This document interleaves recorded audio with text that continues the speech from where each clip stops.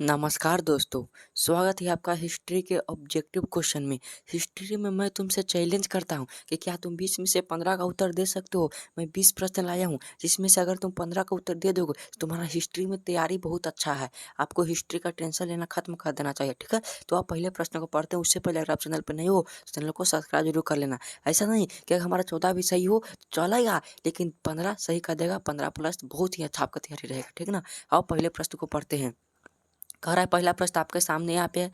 कह रहा है क्या कि इटली एवं जर्मनी वर्तमान में किस महादेश के अंतर्गत आते हैं। देखो भाई, ये सब प्रश्न बोर्ड एग्जाम में भी पूछेगा। ऐसा नहीं कि खाली यहाँ चैलेंज कर दिए, आप बोर्ड एग्जाम में पूछ ही नहीं रहा है। मैं दावे के साथ कहता हूँ यह प्रश्न जो होगा ना बोर्ड एग्जाम में भी पूछेगा। तो इटली एवं जर्मनी वर्तमान में किस महादेश के अंतर्गत आते हैं। उत्तरी अमेरिका, दक्षिणी अमेरिका, यूरोप, पश्चिमी एशिया। तो बताओ पहला का सही आंसर कौन होगा। तो पहला का राइट आंसर हो जाएगा यूरोप महादेश के अंतर्गत आते हैं। अगला प्रश्न है, फ्रांस में किस शासक वंश की पुनर्स्थापना वियना कांग्रेस द्वारा की गई थी। बताओ पहला ऑप्शन ए में है हैसवर्ग, बी में है आर्लिया वंश, सी में है बुर्बो वंश और डी में है जार वंश। तो इसका सही आंसर हो जाएगा बुर्बो वंश की स्थापना की गई थी। मेजनी का संबंध किस संगठन से था। तो मेजनी का संबंध जो है किस संगठन से था, कार्बोनरी संगठन से था। ये सब प्रश्न बहुत ज़्यादा इंपॉर्टेंट है। चौथा प्रश्न है, साम्यवादी शासन का पहला प्रयोग कहाँ हुआ। तो साम्यवादी शासन का पहला प्रयोग कहाँ हुआ था मेरे भाई, रूस में हुआ था। सब प्रश्न इंपॉर्टेंट बहुत जाती है। यूटोपियन समाजवादी कौन नहीं था। तो यूटोपियन समाजवादी लुई वोला, Saint Simon, Karl Marx, Robert Owen कौन नहीं था। तो इनमें से कार्ल मार्क्स जो है यूटोपियन समाजवादी नहीं था। सब सही कर रहे हो ना, 6 में 6 सही हुआ होगा, 5 में 5। बार एंड पीस किसकी रचना है। तो बार एंड पीस जो है लियो टॉलस्टॉय की रचना है। राइट आंसर बी हो जाएगा, यानी ख हो जाएगा। 6 में 6 आपने सही कर दी, मैं उम्मीद करता हूँ। आगे चलते बढ़िए, प्रश्न का लेवल हार्ड होते जाएगा। बोल्शेविक क्रांति कब हुई। तो बोल्शेविक क्रांति नवंबर 1917 ईस्वी में हुई थी। राइट आंसर बी हो जाएगा। अगला प्रश्न है, किस प्रसिद्ध दार्शनिक ने एक अदालत लगाकर, यह प्रश्न का जवाब दो। किस प्रसिद्ध दार्शनिक ने एक अदालत लगाकर अमेरिका को वियतनाम युद्ध के लिए दोषी करार दिया। कौन था प्रसिद्ध दार्शनिक, यह आंसर बता दो। रसेल था कि हो ची मिन्ह था, नरोत्तम सिंहानुक था कि रूसो था। इसका सही आंसर रसेल प्रसिद्ध दार्शनिक था जो वियतनाम को दोषी ठहराया था।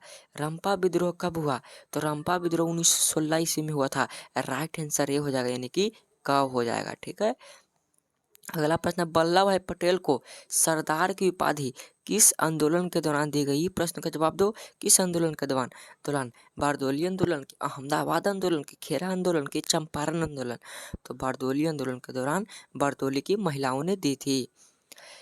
1838 ईस्वी में चारतिस्ट आंदोलन की शुरुआत कहाँ हुई। बताइए, प्रश्न का जवाब दो। 11 का राइट आंसर क्या हो जाएगा। चारतिस्ट आंदोलन की शुरुआत लंदन में हुई थी। 12 नंबर क्वेश्चन है, मजदूर संघ अधिनियम कब पारित हुआ। तो मजदूर संघ जो अधिनियम था मेरे भाई सन 1881 से मजदूर संघ अधिनियम पारित हुआ था, ठीक है। अगला प्रश्न है, 1917 ईस्वी में पहली जूट मिल किस शहर में स्थापित हुई। तो पहली जो जूट मिल है वह कलकत्ता शहर में स्थापित हुई। अभी तक आपका समय सब सही हुआ है, बताइए। औद्योगिक क्रांति शब्द का प्रयोग सर्वप्रथम किसने किया। तो औद्योगिक क्रांति का प्रयोग सर्वप्रथम लुई वोलाउ ने किया था। राइट आंसर सी हो जाएगा, ठीक है। अगला प्रश्न, कौन सा सामाजिक वर्ग बुद्धिजीवी वर्ग के रूप में उभर कर आया। कौन सा वर्ग, यह प्रश्न बहुत ही इंपॉर्टेंट भी है, थोड़ा हार्ड भी है। तो यह प्रश्न का सही आंसर हो जाएगा मध्यम वर्ग, ठीक है।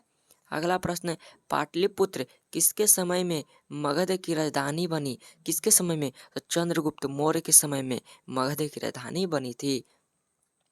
मेगास्थनीज ने पाटलिपुत्र की यात्रा किसके शासनकाल में की थी। तो चंद्रगुप्त मौर्य के शासनकाल में मेगास्थनी ने पाटलिपुत्र की यात्रा की थी।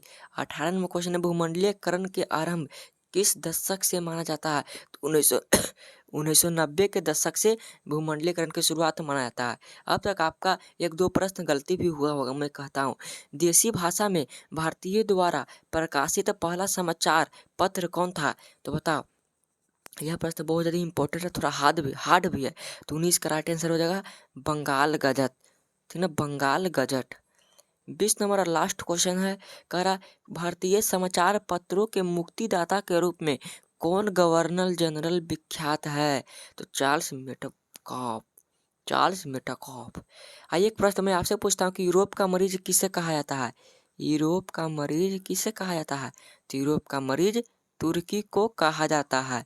तो मेरे भाई आपका 20 में से कितना सही हुआ? क्या 15 प्लस सही हुआ या 15 से कम हुआ? 15 से अगर दो एक कम है तो सही है, लेकिन ज़्यादा ही कम है मेरे भाई, तो आपको हिस्ट्री में थोड़ा ऑब्जेक्टिव को ज़्यादा ध्यान देना पड़ेगा, ठीक है ना। तो मिलते इस तरह